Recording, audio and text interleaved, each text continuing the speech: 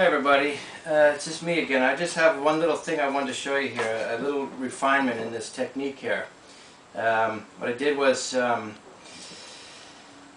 here's a piece of leather I cut yesterday and I left it out, and you can see how stiff it gets just overnight. Okay, so what I got an idea of, and I don't know why I didn't think of it sooner, but when I re-soaked this morning, this piece, just for about a half hour or so, I left the last 2 inches dry, so it's very stiff, and it acts almost like it's so much easier when you're threading it through.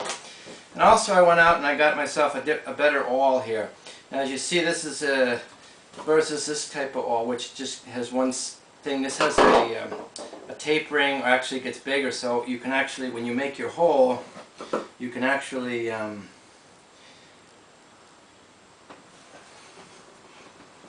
so much easier to get the hole to expand, because it will, as it dries, it will shrink up tight again. But in the initial part, when you're trying to run your cord through, it's always nice to have a bigger hole. And as you wrap this around, you see that this stiff goes through like a piece of like nothing.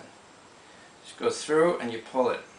And again, the reason it's better to have this wet, damp, so that you can roll it if you need to get it to come through. But as you see here, as you go through, when you get to the very end, then you can straighten it out, and you get you can roll it around, and you get a nice overlap, rounded, rather than a twisted effect. You can get a nice rounded effect.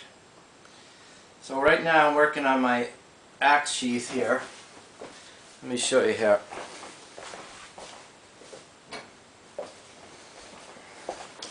Decided to go with a different axe, but it'll still work. When it's all done, I'll put the axe in, and then if there's any necessary crimping I need to do before as it's drying, and when it's done, this should just be like a form-fitting chunk, fit there tight as can be, never fall off.